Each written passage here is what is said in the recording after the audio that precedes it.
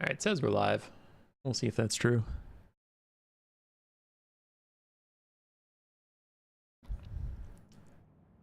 Two streams in a row in this economy? Yeah. Shut up! Valorant.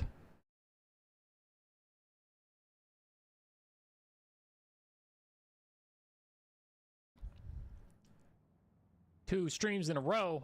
There we go. Yeah, so you can't hear me. Yeah, 2 streams in a row. So we're doing the World Cup. Oi. I'll let people gather for a brief second, but to answer your question, we do have 2 streams back to back. So we're going to cast Netherlands versus Russia, then Germany versus France. But instead of just doing 1 stream, we're going to do 2 short streams just because that's how the format has gone. And we always just do 1 matchup so people can easily find their games and find the countries or teams they care about and spectate those. So, yep. We're just going to do some technology where I can actually just do it now. Dismiss. And then, oh, they changed the setup. Why does this look so garbage now? Insert ad. That's cool, but not what I want to do. Stream settings. The hell?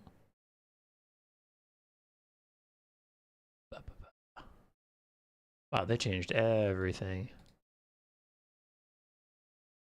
How the hell do I do the throw to? Channel level settings, proper dashboard. YouTube, y'all gotta stop. Y'all gotta stop trying to be so clever because you're not, and it's annoying. Tags, comments. Redirect, there it is. Good lord, you guys buried that. Anyway. So when this stream ends, when I hit the end stream button, it's just going to take you all to the second one and we'll just keep going. Oh, Leodero, got you. Yeah, those I streamed North American nighttime after I got home from my work and shit. Yeah. I got you, fam. Okay. Enough waiting around. Let's just get started, huh? All right. This is the World Cup. Welcome. We have already streamed a couple games. You can see here we have 4 series done. We're going to get 2 more done today. Netherlands versus Russia / XMT and CB. We are doing a World Cup, so you can get together 5 players of a country, but due to complaints, last time we had people who were friends but weren't in the same country, and then they got on a team together because they just wanted to play with their buddies, which is the whole point of a tournament in a video game. But some people were mad because they weren't actually from the country that their team labeled as. So this time we said you can also just be a clan.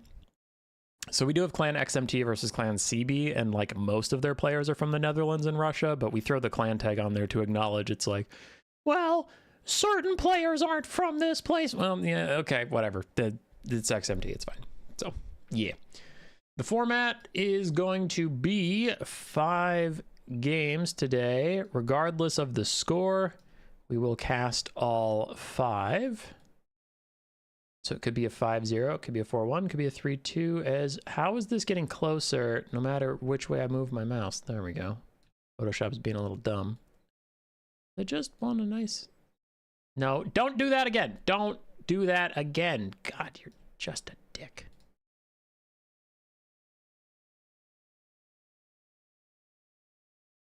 Okay. I just want... No. I just want to move 1 pixel. 1. Good enough. All right, on the left is Netherlands. On the right is Russia / CB / XMT. Both sides global banned Norska, so you will not be seeing any Norska today, no matter what. Dutch Skink, Contrarian Codex, Cercia, Robane, and Felcon, returning from the dark wastes of retirement, versus Aplis, Toxin, Red Plasho, Grinch, and Goldfish. Cool. Mix of conquest, domination, and land battles. Each team is treated as a single player, quote unquote, meaning they can only take 1 faction once. You can't just see Slaanesh, and then Slaanesh. Cool. Sound good? Everybody ready? Do we have 5-0 yet? No, we've had all 3 2s until this point, Pope Patty. Pope Patty, your name looks familiar. I believe I just cast your team's series last night. I did. I did. All right. You guys aren't looking at the right screen, which is good. Then you weren't gonna... Right being left and right, not right being correct. Which means there's no spoilers for you. So I'm looking for Dutch Skink and Apples.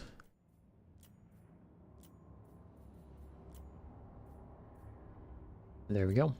Lizardmen versus Wood Elves. First time seeing this matchup in the World Cup so far.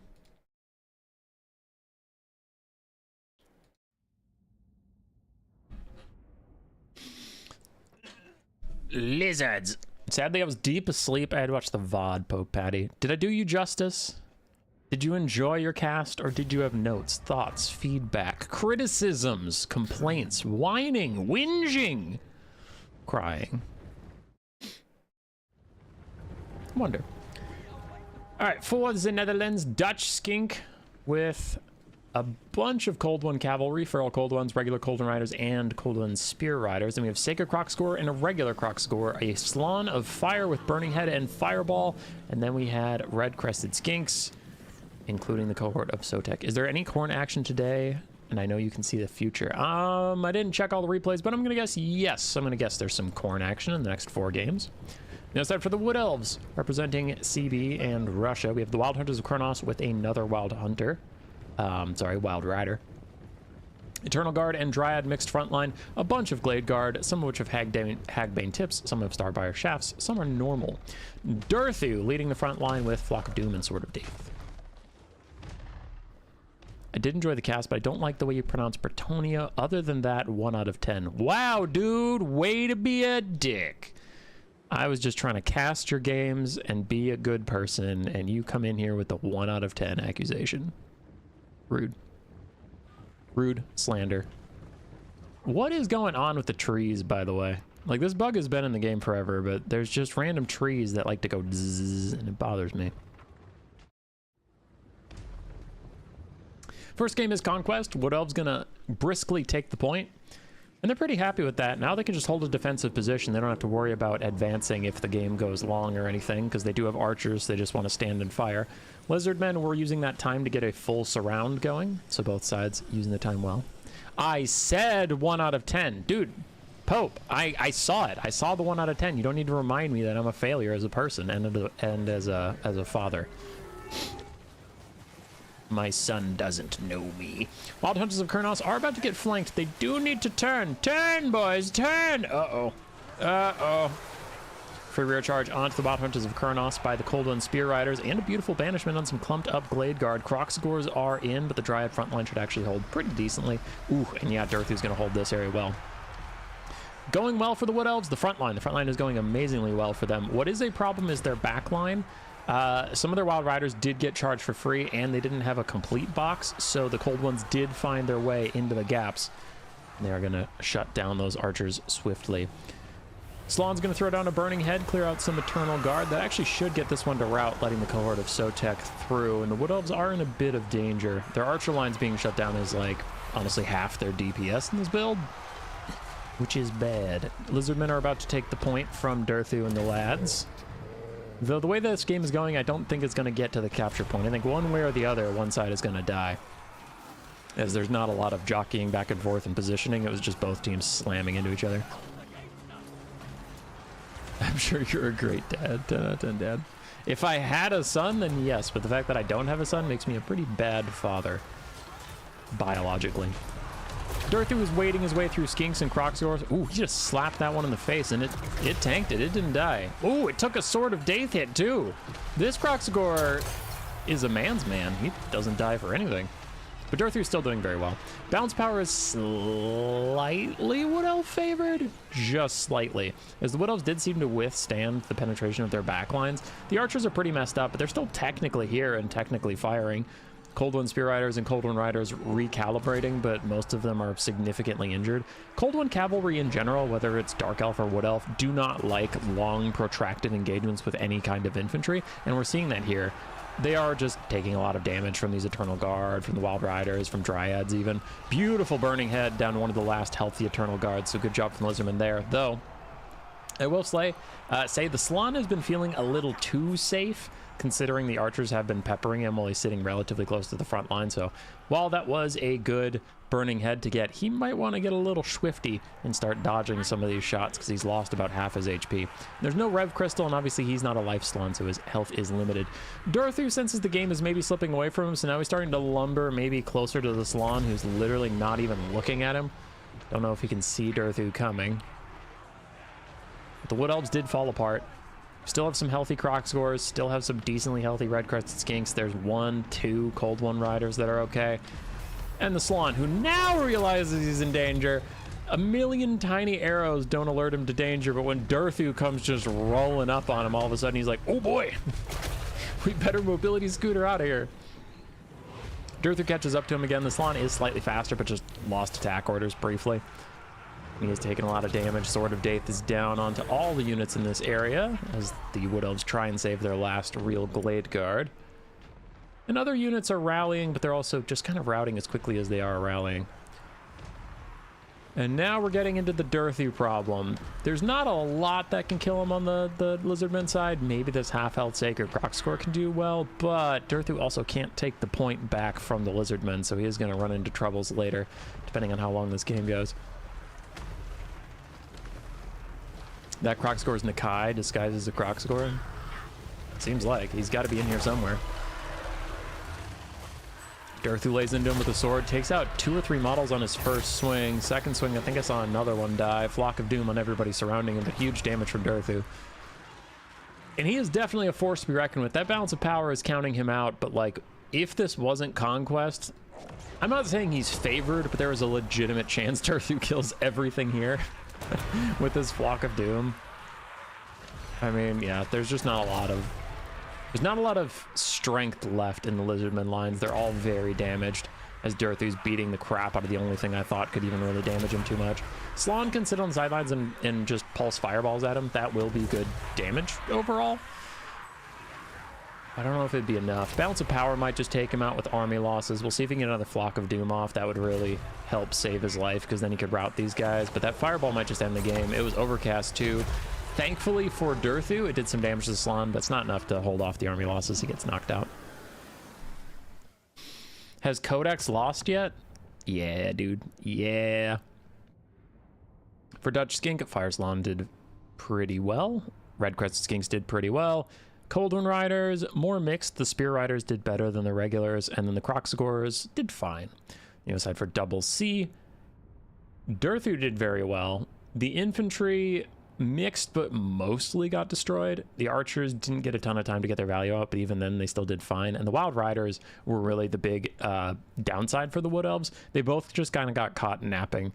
They allowed themselves to get charged for free, and that just kind of sealed their fate. Seeing Wood Elves lose always makes me happy, though Human Boy is a 1 out of 10 caster. Oh, hey man, thanks, Poe Patty. Wow. Wow, dude. Thanks, dude. That's so cool. That's so cool of you to keep saying over and over again and reminding me that I'm a failure. No, that's fine. All right. Bam, bam, and drop the check mark. 1-0 to the Netherlands. Good start. Good start. Okay, delete that so I don't have to keep scrolling past it. And then we have Contrarian Codex versus Toxin. There it is. We have some Skaven. We have some Tzeentch.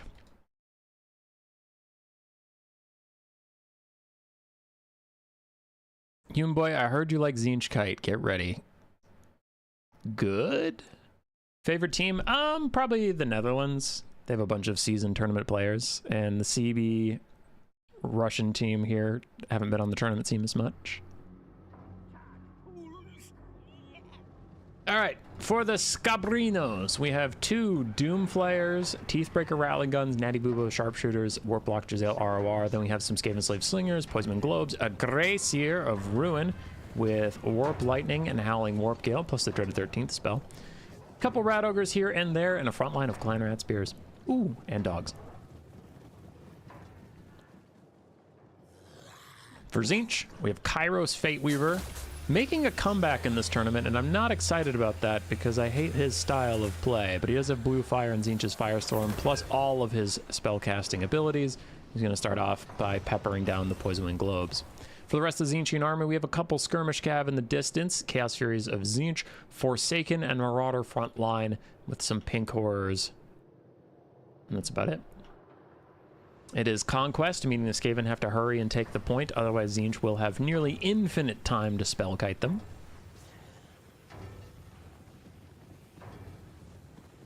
And they're going to do so. They're going to take the point nice and quick. Kairos just getting his spells back, focusing on the Poison Globes. And the Grey Seer is usually very good against Tzeentch. He does have a bit of spell resistance, but also his high armor, high HP pool, incredible leadership, and then also jank. Sometimes Blue Fire will just miss the Grey Seer cart for literally no reason. So Grey Seers are definitely the best option versus Tzeentch.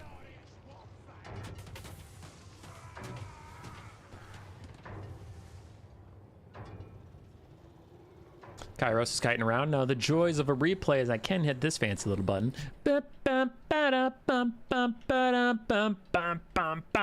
Fire. Dun, dun, dun, dun, dun, dun. Tzeentch isn't even moving up. Dun, dun, dun, dun, dun. They seem happy to let this Skaven take the point. Dun, dun, dun, dun. Kairos, Blue Fire. Dun, dun, dun, dun. He's netted in place. Rattling guns and... oh!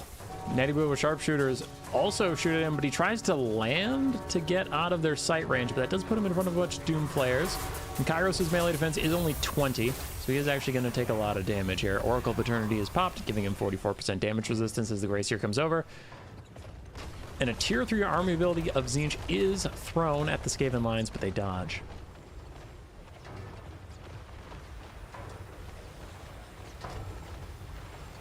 Grey Seer also has missile resistance, true. Warpstone Scroll is cast on Kairos just to get a little extra damage out.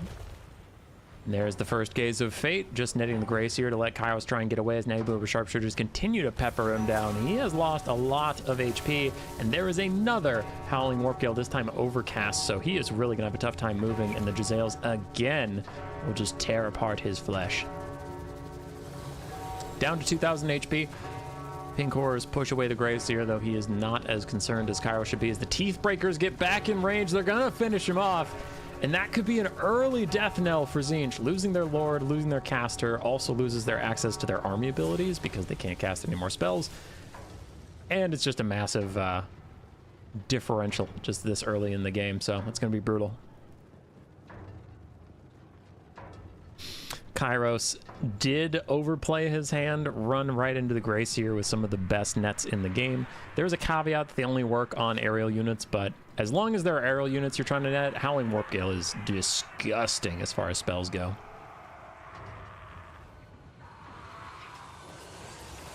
I doubt Tzeentch's ability to come back from such an early game loss, but we will see as the rest of their forces are moving up. Now, they were positioned anticipating a long kiting early game, so they weren't exactly ready to just instantly jump on the Skaven, and we can see that. Beautiful Dreaded 13th is going to knock out Marauders and Forsaken. And the Teeth Breakers are teeing off on whatever they can, though they might want to switch onto the Chaos Furies that are now getting into their lines. But another Howling Warp Gale. Skaven are OP. Skaven cannot be beaten. This game is broken. CA, please nerf the rats.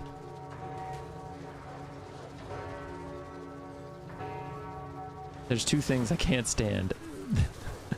Will, I recognize that Austin Powers reference, and it is a good one. Which of them is Dutch? The Skaven. Skaven are played by Contrarian Codex. Yar yar. I believe the Dutch sent in the replays, so the Dutch will always be on the left. Chaos Furies are going to try and take out Natty Bow sharpshooters, but Wolf Rats are well positioned to just rear charge them and take them out as soon as they land. This has been a very clinical game from the Skaven. Good job taking out Tzeentch Kite. All this build is missing is Queek. Queek sucks. Rare Skaven W? What? I don't know if you watch my tier list videos, Leodoro, but man, people are hating on Skaven for no reason. Just because Ica Claw and Cleansing Ruin got nerfed a couple times, people are like, wow, Skaven are dead now. And I'm like, okay, most of their units are cost efficient and very good. Oh, so you retract your message. You run away from the fight. Oh, never mind, he's back. Rare Skaven W. My bad. Anyway, no, Skaven are a strong faction. People are just haters. Skaven are strong. Storm Vermin kept getting buffed for some reasons, and now they have like strong armored front line, as well as strong shaft front lines, as well as strong weapons teams, as well as strong monstrous infantry, as well as strong chariots, as well as strong lord options, as well as strong kiting tools. Skaven are very good. The only thing they suck at is single entities. Their single entities are all pretty ass garbage, but other than that, I mean, they're chilling. Teethbreakers and Warplock Giselle is getting most of the value of this game. CA has done some patch. There's been small patches here and there over the months, but yeah, Storm Vermin just keep getting buffed for no reason. Like, I'll take it, but it was funny. What a slaughter. I want to play again. Good. I mean, game's pretty fun right now, in my opinion. It is stale. Like, the meta's been stale, but it was a good, fun meta, in my opinion. So it's like, if you haven't been playing and you haven't played your fill of the meta, it's a very fun one, and I encourage you to play. But I also share and understand the frustrations a lot of people have, where it's like, holy shit, when's the last time we had like a meta-defining giant patch? And the answer would be, yeah, quite a while. Since like, I don't know. I think back to like Seeker and Centaur model changes to be ellipses. Oh, and the cold ones. And that was like meta defining. And before that, there was a bunch of monsters getting impact damage that was pretty meta defining. We haven't had a patch like that in a while, where they like changed fundamental systems that affect multiple factions. It's been pretty quiet on that front. Anyway, quit distracting me. We're getting into domination mode. The real reason most people watch this channel, as I try and figure out something changed. Oh yeah. Okay, there we go. I found what I'm looking for. So on the Photoshop it's Cercia, but in game it's Nerexa. That's why I kept going past this game. Dark Elves Vampire Coast. Also, someone was asking about Khorne. We have Tomb Kings coming up, Greenskins, High Elves, so no Khorne. Ooh. That High Elf game looks a little interesting. What the hell? That's crazy. Okay. Alright, we got some crazy games coming up. I'm excited. This one sucks, but the other ones will be fun. This one's trash. Dark Elves versus Vampire Coast on Domination. Codex with the 20 euros. Thanks for organizing Cassius, man. Good to have you back. Happy to be back. Dutch sweep incoming. It would be our first non-3-2 unless CB Russia get it together and start slapping fools.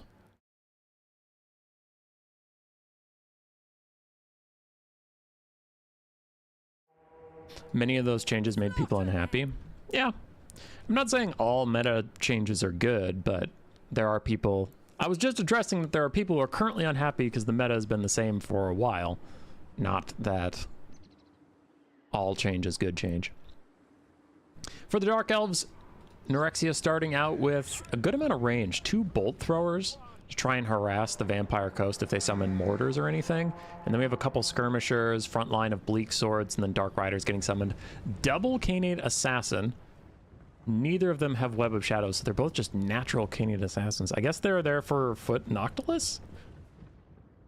Sure. And then a Sorceress of Fire with Burning Head, Fireball, and Flaming Sword of Rune, and some Vanguard Dark Riders. But I know this isn't the case, but this feels like...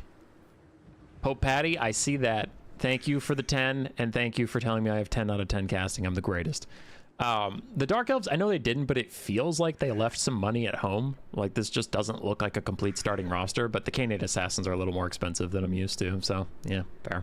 The other side, we have Salastra Deerfawn on foot. She probably brought both for summons. She did, and then she brought Vangeist's Revenge and Tide Call in case of some blobs. Other than that, mass amount of zombies, bombers, handguns, hand cannons. So it's a bunch of mass. We see this a lot with Undead. I think it's probably the standard from the amount of domination games I've been casting. Undead teams seem to do this a lot.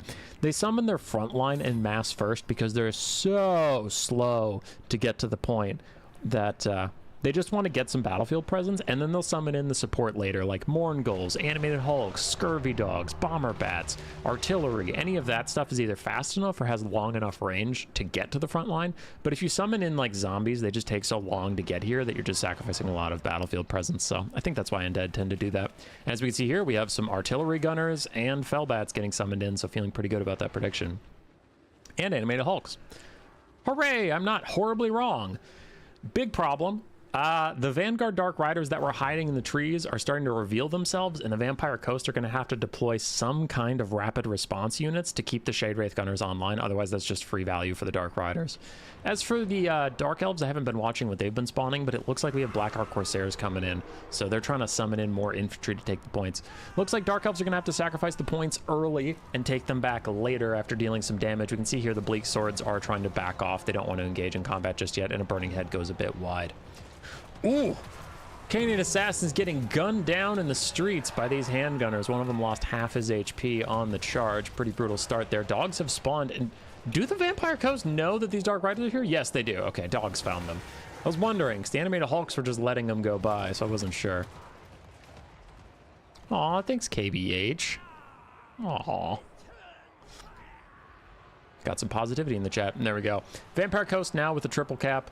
As we predicted, Dark Elves just backing off until they're ready to fight. So the Reaper Bolt Throwers are currently trying to take out all of the ranged units so that the Bleak Swords and Black Ark Corsair Handbows don't just get murdered. And we do have rapid response Scurvy Dogs taking out the Dark Riders, so really good job. And the Shade Wraith Gunners are ghosts. They cause terror, making the Dark Riders even easier to peel off. But a third Dark Rider has entered the chat, and the Shade Wraith Gunners might be doomed. So still could be a good trade overall for the Dark Elves, though if all three of their Dark Riders get run off the map, that is about 1,500 gold value for 1,000. So pretty rough, but the Dark Riders are doing what they were born to do. Another Burning Head goes a bit wide, however, from Neurexia. He's not loving to see that, and he is flying straight into the meat grinder. Oh, good lord. Does manage to land. Charging will help a little bit with that leadership, but that leadership's looking rough. And if this dude takes off again, he is dead. Right now, the only thing keeping him alive is zombies blocking other zombies' line of sight. As soon as he gets free from those zombies, he is toast. No, don't leave! The zombies were the only thing keeping you alive! Oh, God! Oh, the sad bagpipes play. Why did you run? Why did you? Oh, that's actually a pretty rough spot to die in. Hold on, that's crazy. Just legs splayed out, head down in the dirt. Rip. Is she done rolling? Yeah, she's done rolling. She just has to die that way. Rip in peace. Dark Elves lost their lord, and their leadership is going to take a big penalty for that. Dark Riders are starting to retreat. One of the Canadian Assassins is running away as well. And CB, Mammoth of Vampire Coasts, is what he has named himself, is off to a good start in this game. Has good presence on the points, even though he is losing one of them right now. Took out the enemy lord. Canadian Assassin's looking pretty rough and has a slight value lead, so that's good. Usually with Undead, I'll say the same line you've all heard a billion times where I'm like, they're gonna heal a bunch, so you need to be further ahead of them, because when they're healing... Van guys, everybody shut up, Van guys. Oh, they're all dead! They're all dead. Oh, the massacre. Look at all these poor Dark Elves. Anyway, before I was that, I was like, yeah, they're gonna heal a bunch, so you have to get a bunch of damage, so nothing counts and nothing matters. True, but the Vampire Coast didn't actually bring a Vampire Caster, so they don't have a lot of healing that you have to get through. Leo Duro, also with the 10 out of 10 streamer. Hell yeah, lots of positivity in the chat today. So yeah, the damage value is actually, it does count. Neurexia is only down about 1,000, but Coast feeling good. Feeling good, off to a good lead. Crows of Cain feasting upon some of the barely still alive handgun mobs, but here come the Night Terrors, Mourngulls. I was waiting to see them. Terror causing, regenerating anti-infantry could be very hard for the Dark Elves to take these points back with these guys around, because as we mentioned, the Coast, with their immense start of chaff infantry, we're going to take all 3 points. Dark Elves managed to take point 3 back, but they need a lot of infantry clearing infantry to do the job to get enough of the Coast dead, and the Night Terrors are here to just cleave through Black Ark Corsairs, cleave through Bleak Swords and Dread Spears, and heal while they're doing it. So they're excellent infantry clearers, and the Dark Elves will need some ranged units to take them out, or Doomfire Warlocks, which I haven't seen a lot of Dark Elf cavalry getting spawned here. Neurexia's overall strategy seems to be shooting and melee infantry for the most part. A couple suicide Dark Riders, but really that's about it. While the Vampire Coast is a monstrous melee charge, honestly. We did have some ranged units doing decent work, but he's not summoning in any more of those. He's just summoning in more melee, so it's mostly a rush Vampire Coast build. I think that's appropriate. Damn Knight's Errant Summon is out, causing terror in the ranks of the Dark Elves before fading away. And the Bolt Throwers have been left to their own devices for the most part. Now they're starting to run out of ammo, so they probably had a pretty good run of things. Just around paying for themselves, but getting a couple hundred kills on Vampire Coast is solid. And the Coast did manage to take back point 3, which is a bit of a disaster for the Dark Elves. Now, at least the Dark Elves answered with a capture of point 1 for now. But they really can't afford any more triple caps because just the points start to matter very quickly. We saw a couple games in last night's stream that came down to like 1 or 2 ticks of the point. So it's really tough to put yourself in a position where you have to triple cap to win. So the Dark Elves need to at least keep pressure on 1 point to kind of stay in this game. Will, that's a good analysis of the lore behind these matchups. And also, zombies make horrible slaves, so it's just kind of a lost rating effort. What is the meta in Dom? You'd have to ask Pope Patty and the lads, but from the games I've been casting, it seems like mostly infantry is strong right now. Oh, Vangeist, does it hit both these guys that are running directly away from it? Oh, it was off at an angle. Rip, missed Vangeist cast. It seems mostly you need your infantry to beat the enemy infantry. So like Slongors have been very popular. Marauder Bearmen have been very popular. Chaos Warriors have been very popular. Things like that. Cavalry does okay, but I haven't noticed like Cav dominated games. So it seems like infantry and single entities seem pretty important. But that's like incredibly limited quantity of games. So you'd be much better off asking like tournament player level domination players than me. Dog's trying to finish off Black Ark Corsairs. We do have the Lamper's Revenge summoned in late, and the Coast are starting to lose their grip on the center of the map here. Second point was almost captured away from them for a bit. Point 3 is under contest. But as I look around, I really need to see where the Dark Elves have any strength left in them. We have some Cold Knights, we have some Dark Riders here and there, but that's about it. Oh, they had to resummon their Lord. That's where all their money went. I was like, these health bars look low. Where's all their money going? So the Lord is back, refreshing their leadership right when they needed it too, because their army passive has worn off, so they're no longer going to be perfect vigor. They're actually going to start to get worn down, and if you still had the Lord is dead debuff, that'd be pretty brutal. So glad she's back, and she probably has a lot of Winds of Magic to use, but it is rough to have to spend that amount of money on her. Dark Elves have a double cap at this point. Gonna start taking down the Vampire Coast lead.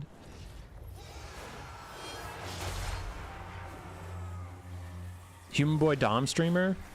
I still mostly stream Land Battles and Conquest, but I'm not like against streaming domination when it's an event I give a shit about. I probably won't host random domination tournaments. Turin and the other lads seem to have that covered, so there's no real need for it, but yeah, the World Cup has always been about like getting all players to participate in one just big fun event. So yeah, I'm down. Night Terror is surrounded by a whole bunch of Dudos, and they do have some zombie polearms supporting them as Dark Riders and Canid Assassins try and finish them off. They're going to regenerate up a bit.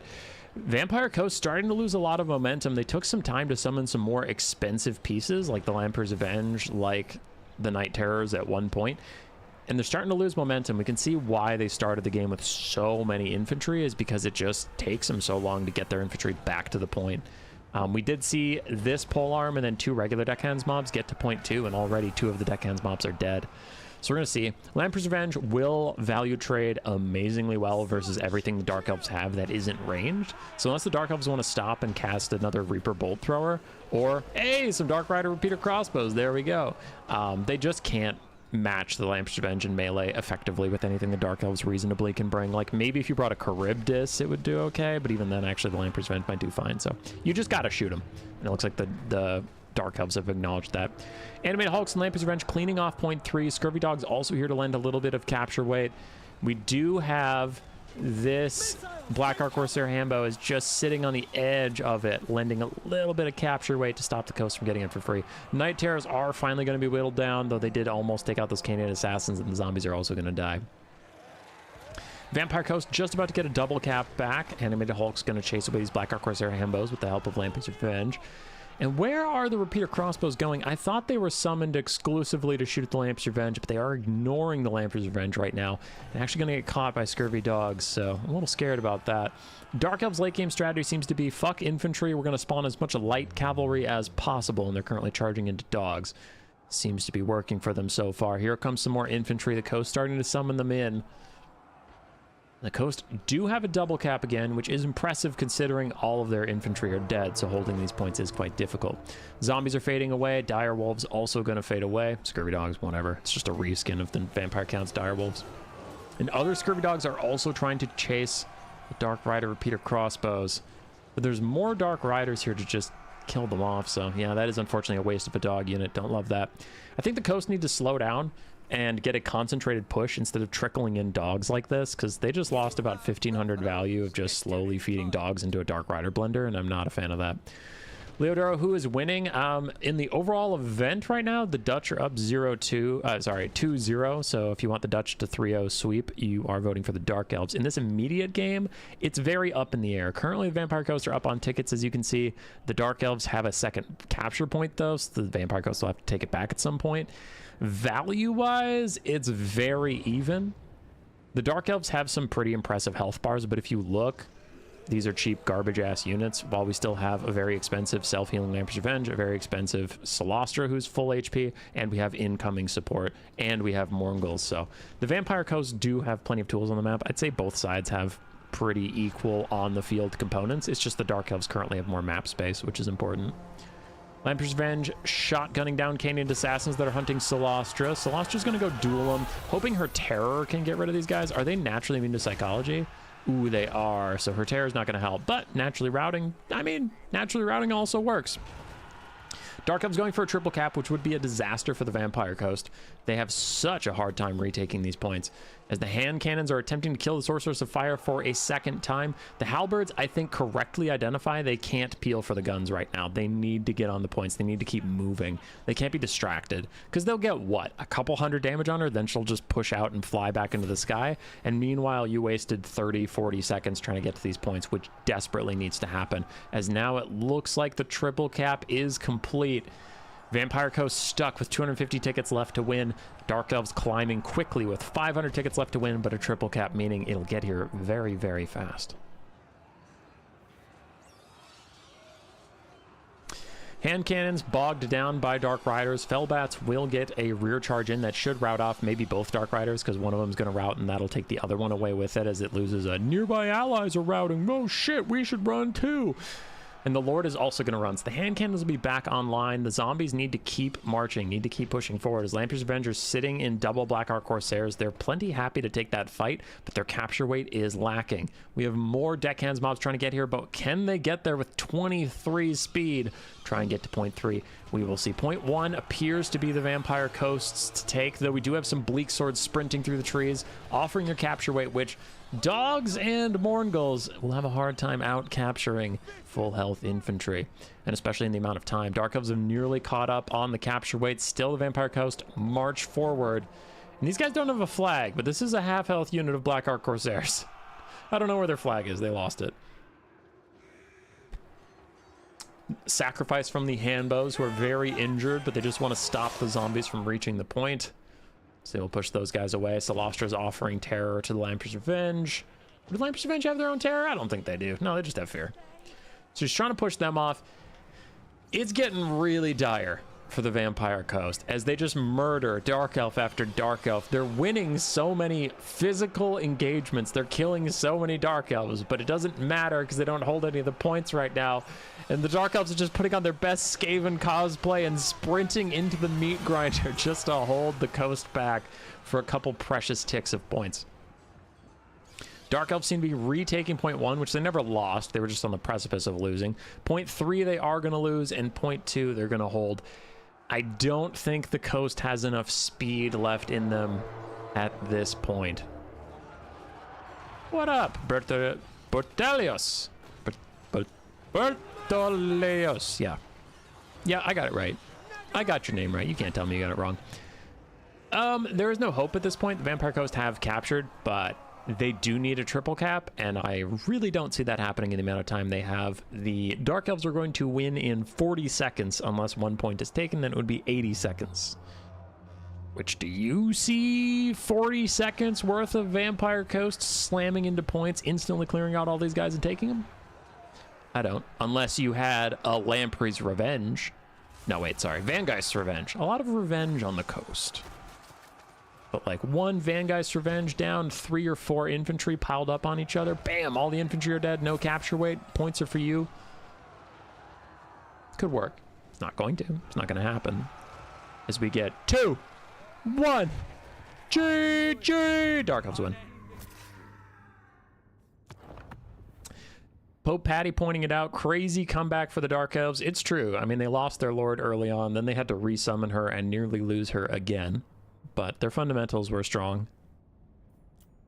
Held the points for as long as they needed to. And the Blackheart Corsairs were much better at blending through the Vampire Coast infantry than anything the Vampire Coast could bring to bear. On the other side, Slaughter did fine with her summons and such. She did good. Polearms mobs, not going to get a lot of value. They were just trying to hold points. And then hand cannons, oof, big value from killing the Lord like twice over. Lamprey's Revenge also did very well. Night Terrors and Morgul's did fine. Necrofex Colossus was never summoned. Just in the backfield. Can we bet on games? You can do whatever you want. I can't stop you. I'm not going to facilitate it, but I can't stop you. That is a 3-0. We know the Netherlands will proceed, but what score will they end with? As we have Robane and Felcon left to cast, we will cast all 5 games. And in case you're like, boo, boring, I don't like games without stakes, everything sucks, do remember there is a second stream right after this one of France versus Germany. So maybe chill out for a second. Don't depart just because you think everything is done. What you see before you are only half the games we have to cast today. All right, on to the second game. Not second, well, yeah, second domination game. We have a Tomb King's mirror match, which was a little surprising, but at least it could be lore accurate. Katep, the rogue Lich Priest versus Settra. I doubt Katep would have chosen this battle, but if Settra, I mean, Settra exiled him. If Settra for some reason decided exile wasn't enough and wanted to hunt him down, then we could see this happen.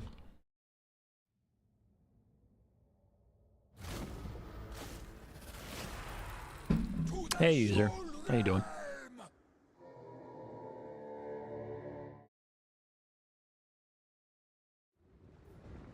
On with the Tomb King's mirror match. On one side, a metric shitload of infantry to start. We just discussed the undead. The same applies to the Tomb Kings. Their infantry are very slow movement speed, so it can be wise to start off aggressively with them. And even some Vanguard Skeleton Horsemen just to capture the point nice and quick, knowing the enemy Tomb Kings also have a very slow front line. On the other side, the exact opposite strategy. Very limited infantry spawning in the front line, but they did summon multiple expensive things right off the bat. We have Settra on his kitty cat with some spells, who is very expensive. Then we have Chosen the Gods Ushapti and regular Ushapti Great Bows, and a Bone Giant. So very elite from Grinch versus Rabane's just unholy horde. World Cup is organized by CA. No, it's organized by me because I am a legend, and too bad. Nope, we're putting up the prize ourselves. We're organizing it ourselves. CA does not associate with the likes of us. Katep let me back into Hekara. Look at the skeletons just going through these little wine orchards. Like, just, oh. The vineyards. The vineyards are full of skeletons. So, Rabane on the side of the green Tomb Kings, really betting that the red Tomb Kings won't bring enough infantry clearing to stop them. Chosen of the Gods say bet, and their scatter arrows doing good work onto the Nekar warriors. And CA is not a legend. No, legend is a different streamer not associated with CA as well. I believe he's Australian. And I believe he left Total War Warhammer, didn't he? Didn't he move on to other things? I don't remember. I don't pay enough attention to other streamers. I should work on that, but I'm not going to. Settra's diving in with his kitty cat. You're going to get some nice damage on King Kesh Scorpion Legion. And I mean, Grinch is doing a good job so far of clearing out these infantry. Like, he has done solid work. Tzeentch brought Skullstorm, which is proving quite prophetic that he would need to clear out all these guys. And aside for Kotep, he has Cursed Blades and Protection with the Restless Dead, so he's just kind of casting cheap spells to heal his gigantic army as much as possible, it looks like. He didn't bring his Lich Staff or whatever, the one that resets the enemy cooldowns, which is interesting, but I guess Domination goes on long enough that your Lord is probably still going to be alive by the time the enemy Lord runs out of mana, so then he'll eventually get his casts off, whereas Conquest and Land Battles, by the time your caster gets to cast anything, like, the game could already be over.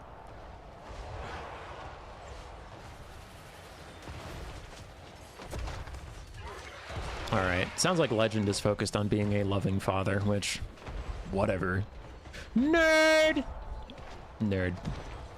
More Skullstorms coming down from either side. This one is from Tzeentch onto the Nehekara Warriors. Nehekara Warriors will outclass the regular Skeleton Warriors, especially if the Tornado does some betrayals. Oh! Oh no, it's a disaster. It's just killing his own guys. Okay, that's pretty bad. That's pretty bad for old CB Grinch. It's starting to come back now, but it's more of just killing more of his guys more expediently than before. Red Tomb Kings are summoning in some Skeleton Horsemen to try and deal some damage, but they need some infantry, and they need some infantry quickly, not just for capture weight, but also to hold back the enemy tides. Because if your Ushaptis and Bone Giants are forced back by just walking away from infantry, they're not very effective at all. Damage value is going heavily in the favor of Grinch, however. He is up about 1,500 when there's 3,000 total damage in the game. He's gotten 2/3 of it. That's pretty rough. But I guess that's what you get when you just spawn infinite infantry as Rabane. Rabane's tier 3 army ability is active. He's summoning his Ushapti now on top of the Ushapti Great Bows, and that means his army is all out of passive healing from that lure passive. He's going to rely on Kotep now. Which, man, they have gotten a lot of healing if you look at their health bars, considering how long they've been in combat already. Skeleton Horsemen trying to peel Nehekara Horsemen. That will be very difficult. And Kotep's revenge of his own Skullstorm that might also betray his own guys, but it's not going to. For now, it's just going to rip and tear through kind of an empty wasteland, but man, it looks imposing. And another Skullstorm out from Tzeentch. Everybody's Skullstorming everybody at this point. Bone Giant for Grinch continues to snipe out various Sepulchral Stalkers. And the Ushapti summon of the green team is on borrowed time. We'll see how much work it can get done. Whereas the red team, I haven't seen their melee Ushapti yet. It feels like it'd be very obvious to see. Is there any back cap shenanigans? No, it looks like both sides just content to capture their own points and then fight over the center, which Grinch is definitely coming out on top of damage value wise. Tzeentch in front of spooky, sneaky snakes, not enjoying that, does need to run away as Kotep is getting sniped out by the Bone Giant, and there's the red team summon of their Ushapti, right on the back of the Sporkle Stalkers, who also are taking Ushapti Great Bow Fire, so they are getting pretty damaged pretty quickly. Nice plays so far from the red team, really focusing on keeping his back line safe and shooting, and they have been getting a ton of value. Now that his front line is starting to collapse, we can see he does summon in very quickly 4 infantry units with a 5th Skeleton Horseman on the way. Really focusing on getting mass now. He's decided he's done enough damage and he needs to start contesting the points. As we get a double up green arrow from the green side. I don't know if I've ever seen a double up green arrow, but way to show off, I guess. Nerd.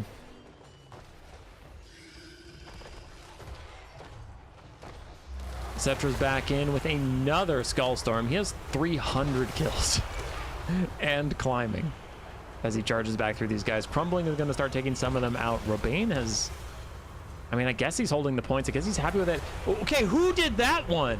Who?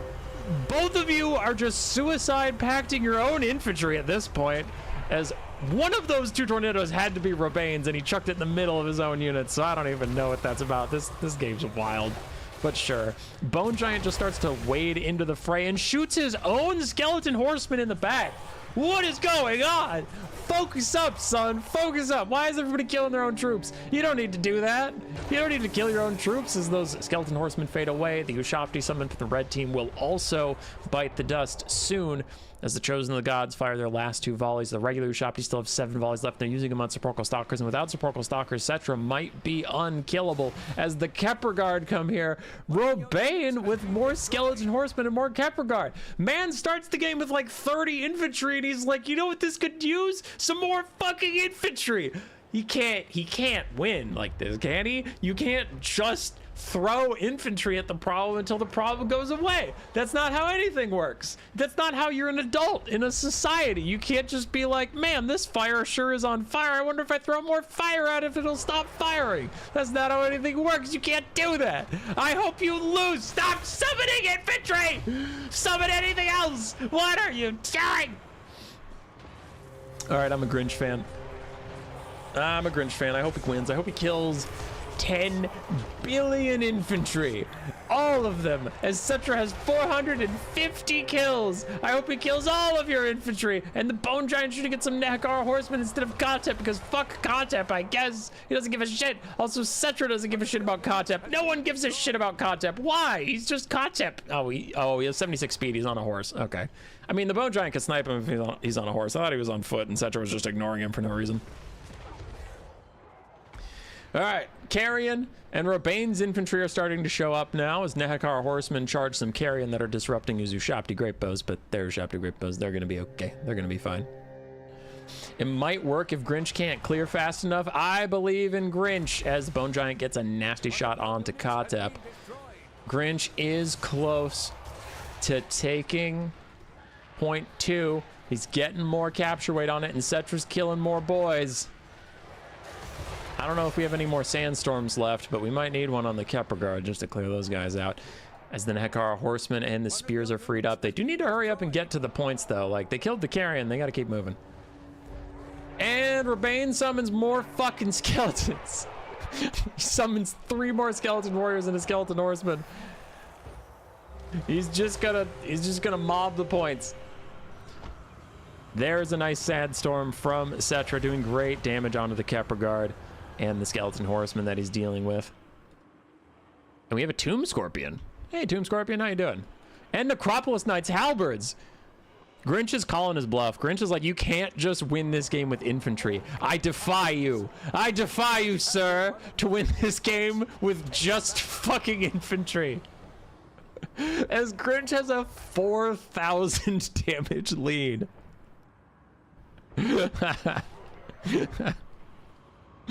All right. Now, unfortunately for Grinch, he might be in triple cap territory. He might have to take point 1 for at least a teeny tiny little bit. Kotep is very low on HP, but there's not really anyone that can finish him off. The Bone Giant's all out of ammo, and the Ushapti regulars have 3 shots left, and it's not going to be enough to kill him with that much. Kepler Guard are about dead. That's a pretty big win for Grinch on the red team, because the Kepler Guard are the real staying power that Rabane has left. Rabane is running on fumes. It looks like he has a lot of HP bars, and he does, but these units are all garbage, like just garbage units. The red team has way better assets on the field if they can triple cap in time, which it does look like they have to do. Tzeentch is abandoning the fight with the Kepler Guard, leaving it to the Tomb Scorpion and some basic skeleton warriors. That probably means the Kepler Guard are going to be able to just regenerate up and win that fight, but it seems like he is needed elsewhere. Carrion fighting Kotep, more skeleton horsemen are in, and the Necropolis Knights are churning through skeleton spearmen as fast as they can to get to point 1. Kotep is getting very low on HP, but the Carrion don't do much damage. These Ushapti Great Bows only have 1 shot left. Looks like they're going to just chuck it into a blob and hope for the best. We do have 2 skeleton horse archers trying to dislodge a skeleton spearman from point 3. We'll see if he can do that, because he's very down on value. He's not going to win by fighting. Rabane can only win by capture point shenanigans at this point. Tzeentch is over here. There's 3 infantry between the Red Tomb Kings and Victory, as Kotep is starting to crumble, which is huge.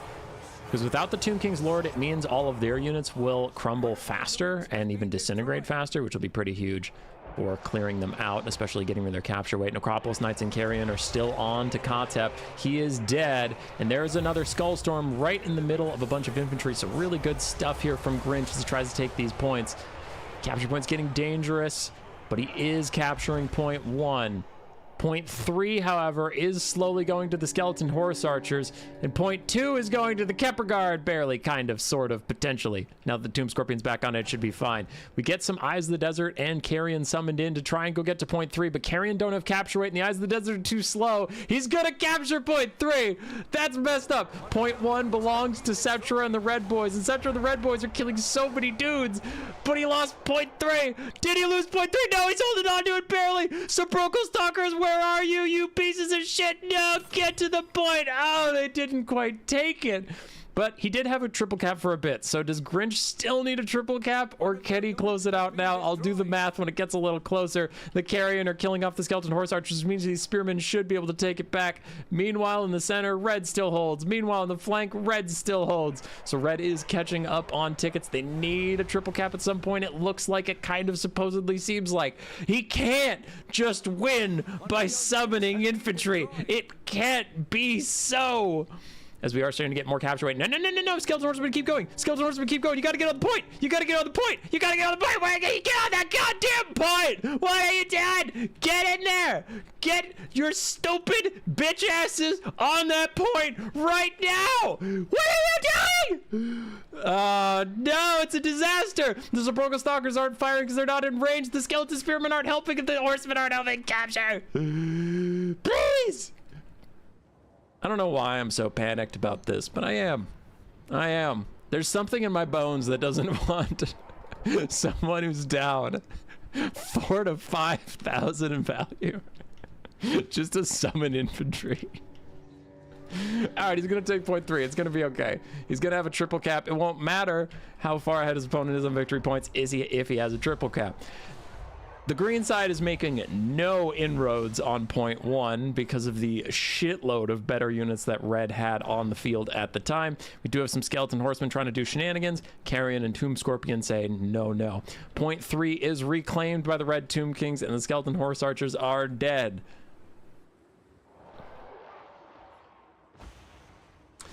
Value does matter. It just gets a little risky sometimes as Rebane summons more fucking skeletons.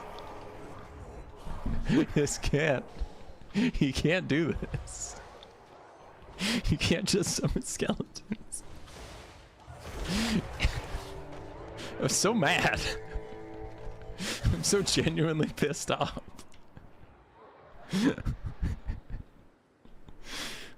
10 out of 10 professional unbiased caster, just as we like him.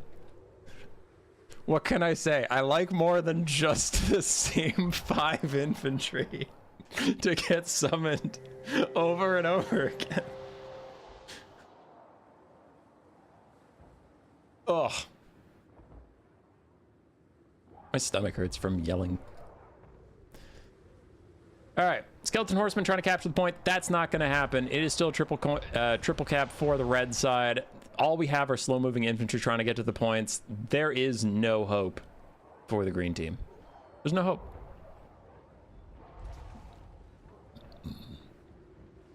There's nothing. I like these Skeleton Horsemen that just got here and they're like, listen, we're doing our jobs. We're trying to capture the point, and the red side's just ignoring them. Like, sure, you can't out-cap us. We're not even going to fight you. Now they're fighting, but there was a lull. And Cetra, how many people have you killed? 800. He has killed 800 skeletons. That's so many. That's so many. He can't just do that. You can't just kill skeletons. We need a Tariff AI Camry style meme video of this match.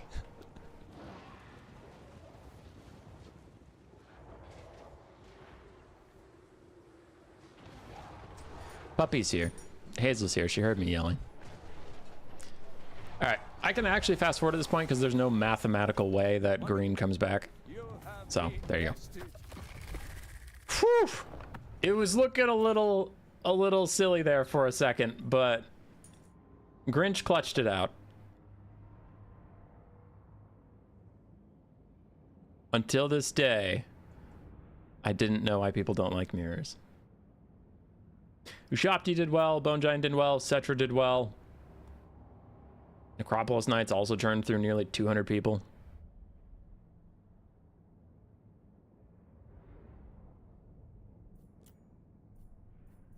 Robane had melee Ushapti that he just literally never summoned. He just had boys. It was just boys.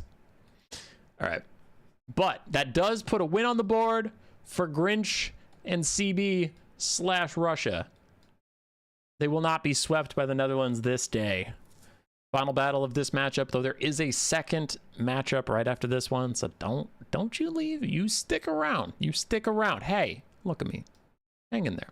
We have Felcon, the return of Felcon versus Goldfish. Most people know who Felcon is if you've been watching for a while, but if you haven't, if you entered with Warhammer 3, I think he was already retired by then. Felcon was like one of the GOATs, one of the greatest of all time. Incredible player, very nice person, often took very silly builds. And today is no exception. Today is no exception. This is a very silly build, but kind of like Flying Taco level player, where Flying Taco likes to just bring... Stop clicking on Discord, you idiot. Flying Taco brings builds that look like memes, and then they're just not. They somehow work out.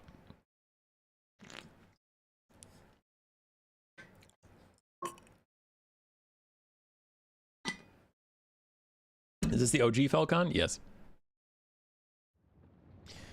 Yes, it is. So, for some reason, we got a night map. Don't know why it's a night map. I also don't think this is the map I told them to play on, but sure, whatever. As long as neither player complains, then I don't really care.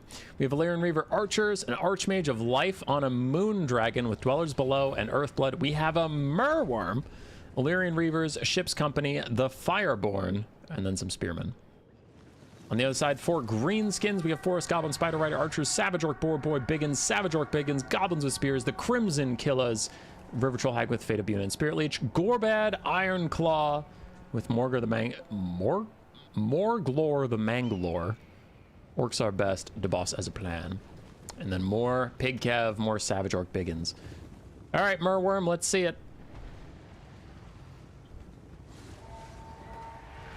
Let's see it. Moondragon lands in on the Goblins with Spears. Is it a bait to get the Savage Orc Boar Boys to just surround her, then she Dwellers Belows them? It does look like that's the case.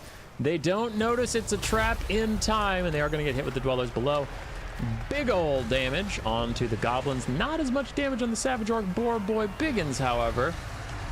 They seem relatively okay with it. I mean, they did take half their HP. Still a good cast. But for 17 wins of magic, not crazy. Not crazy, it's fine. Fireborn going to countercharge in, though, as the Savage Orc Boar Boys do terror route. They're going to run away, and Savage Orc Biggins trying to find a fight. They're currently trying to chase cavalry, which is not going to go well for them, so the Greenskins might just want to engage with the High Elf infantry and get what damage they can out, and then later force the High Elves to charge your infantry when all their infantry are dead. Fate of Buna's out onto the Fireborn. They do have Earthblood counter healing against that damage, but the Earthblood will not mitigate all of it, of course. Fate of Buna does do more damage than Earthblood does healing, but here's the big boy we all care about, the Merworm, body slamming its way onto the Crimson Killers. And the Fireborn recommitting to a fight with random Goblin Spears. Man, Felcon wants these Goblin Spears in specific dead. He just hates these guys. Now, the River Troll Hag being caught out after the Goblins are dead is going to be a bit of a problem, so I understand why he's doing that, but still, it looks funny. On the low ground, some High Elf Spears were sacrificed to Gork and Mork. Greenskin's going to rip them apart easily. And we are getting some frontline fights here and there. The Ship's Company cannot stand up to Orc Boar Boy Biggins. Sorry, Savage Orc Biggins. It's been a while since I've had to cast that unit. So they will die. Greenskin's first Wa is out. And what is Gorbad up to? What you been doing, buddy? Pops all of his buffs, gives himself about 1,000 weapon strength as he charges through various Ship's Company. And the Greenskins, yeah, they're just starting to take whatever fights they can get rather than chasing Felcon's elusive cavalry. River Troll Hag being caught out of position is pretty bad, though. The Fireborn are going to surround her, massacre her pretty quickly with their fire damage. She is a troll. She takes more damage from fire. And they, of course, just have crazy good stats, as everybody has known since the dawn of time. River Troll with one final Spirit Leech before she's going to tear her out off the battlefield. And the Merworm is getting dunked on by the boys. Crimson Killers currently racking up value, massacring that High Elf Beached Whale. And honestly, the skirmish cavalry that are trying to help it are probably hitting it as often as they're hitting the Black Arcs.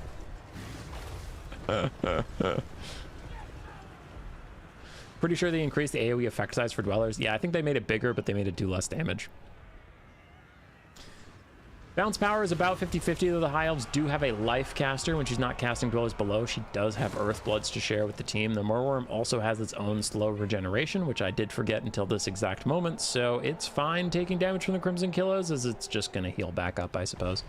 The Greenskin main army destroyed the High Elf main army, so it is down to the High Elf mobility forces and single entities versus the Greenskins, the rest of it. But the Greenskins lost some of their units, obviously, and they did lose their caster, which is pretty big. Gorbad is here to be a problem for the Murworm. He has really good combat stats, and that Murworm can't regenerate faster than Morgler the Mangler can mangle its Morgler. Fireborn get a downhill charge into Gorbad and the Crimson Killers. Honestly, maybe an okay situation for Gorbad. The breath attack, less so. Good damage onto him. A little bit of friendly fire on the Fireborn, but Gorbad can't heal. The Fireborn can get Earth Blood, so they're fine. They're fine. They'll live.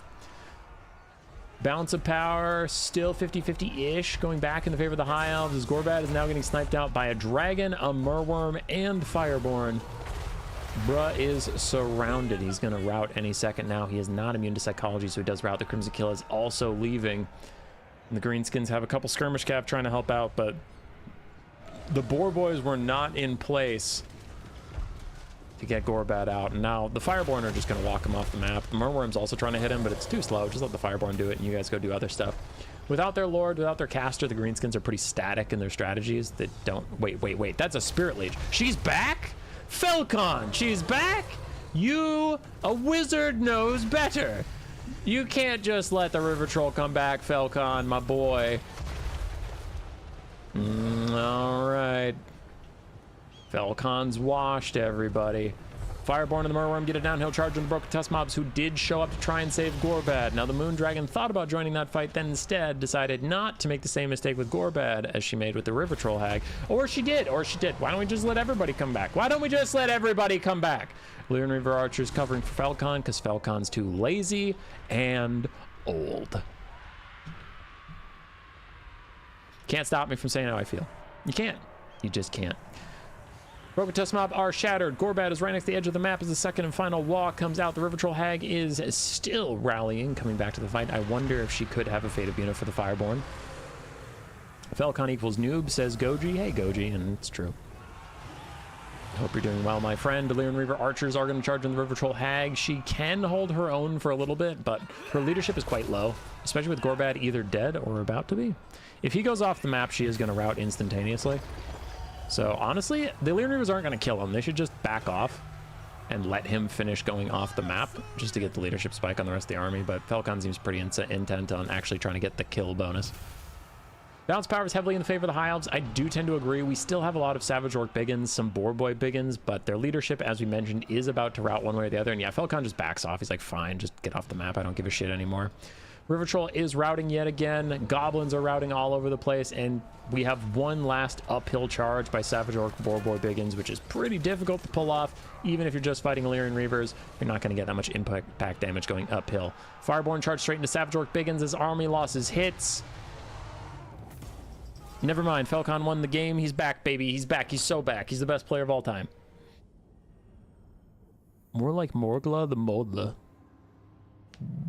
What? What do you even mean? Ship's Company all got wrecked. Spearmen also got wrecked. Lyran Reavers got rolled, but the Fireborn, the Skirmish Cav, sort of the Murworm, and the Dragon Lady did their jobs. On the other side, we had Gorbad. Didn't get as much value as he wanted. Unfortunately, didn't get to find those big single entities until much later, and then he was alone. River Troll Hag did fine. Savage Orc Biggins did okay. Savage Orc Boar Boys did okay, but the Crimson Kill has got a lot of value, just chopping the Murworm to pieces. GG's. He also started playing on the shitty side of the map. True. And before you all get mad at me, you can see the proof here. They were supposed to play on Ash Plains. That's not my fault. They picked a different map. And as long as neither player complains, I don't care. But you also can't say, wow, it was a bad map, human boy. Why'd you pick that map? I didn't. It is right here what they were supposed to play on. And it was not that. Not that. Degenerates. All right, the Netherlands moves on 4-1. We have a second stream today, so don't go anywhere, please. Please. Hang in there, because I'm going to just throw you over to Germany versus France, which should have started about 15 minutes ago. Oopsie poopsie. See you there.